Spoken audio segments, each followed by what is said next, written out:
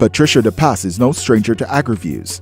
Aunt Pat, as she's affectionately called, is a mother and also a full-time egg farmer, celebrated by the Nutrimix brand. She fell in love with her career after growing up with her father, who was a trader of eggs. Miss Depass now operates a business locally with her daughter and brother. Miss Depass tells us more.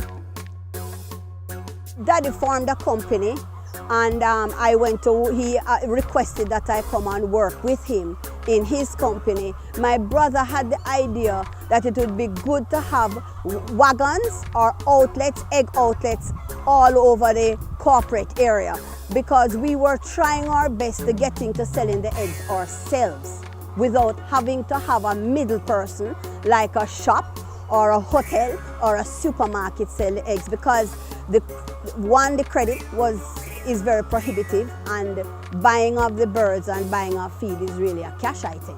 So we were trying to improve the cash flow, and this was a suggestion. Being innovative, I got one of the wagons for myself with discussion with my family, and I placed that wagon downtown near the Portmore bus terminus.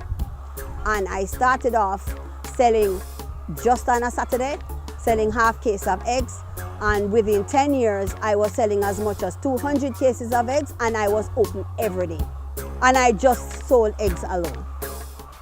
But I wholesale the eggs, and I got a lot of customers. As soon as the customers reach a certain size, like a certain amount of eggs, I would personally deliver them. So I used to work during the day, and between the hours of say 6 o'clock and 9, 10, 11 o'clock, I was on the road delivering eggs to Port Royal, Portmore, Garden Town, and I was developing a market for myself. We buy them at 18 weeks. That is called ready to lay at 18 weeks. And normally when they come, they have just started laying.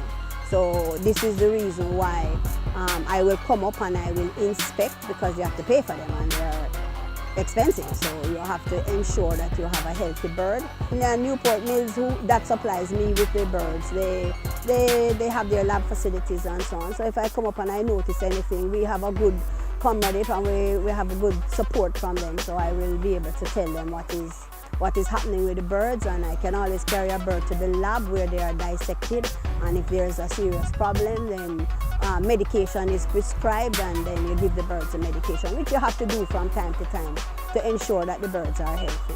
Right now it's costing me $230 to produce a dozen eggs. I consider that price a very high. Farming is very hard work, and it's physical work. I don't know of any other woman in the farming thing apart from myself. I guess there may be, but I don't know of any fairly big poultry farmers. It's hard work. I've worked very hard, and sometimes many times I've had to sleep in my vehicle on the farm with the baby chickens. Sometimes I don't sleep in a bed for weeks on end, because I used to grow my own baby chicks and for this farm at a different location, and I personally looked after them. I had to be there at night to stay with them, to see to it that they're okay, because mongoose and rats and cats and so on like baby chicks, so I had to be personally present. So it has really been hard work. A lot of the moving of the birds and so on, a lot of that work is done at night.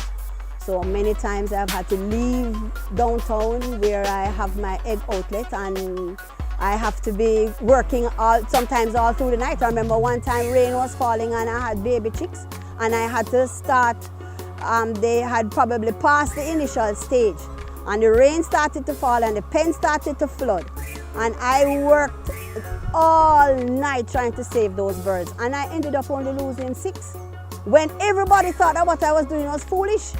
But I had to get a tarpaulin, and I had to find a little area and put them, and I had to be drying them off, and you know what I mean? So it's very time consuming, it's hard work, and you have to be dedicated.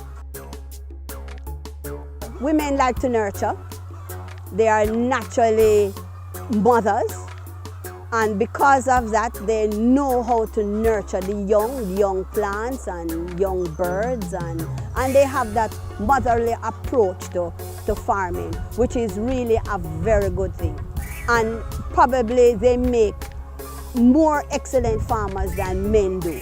I wish more women would take it up. The powers that be would have to make resources available so that women feel they can get more into farming and not into driving trucks and buses and into construction, because I notice more women are getting into those fields.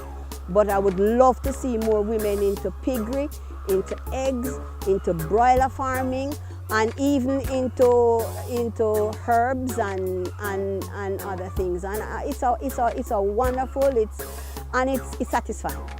It's satisfying. I think we were originally made to be farmers and to till the soil, and it's really very satisfying.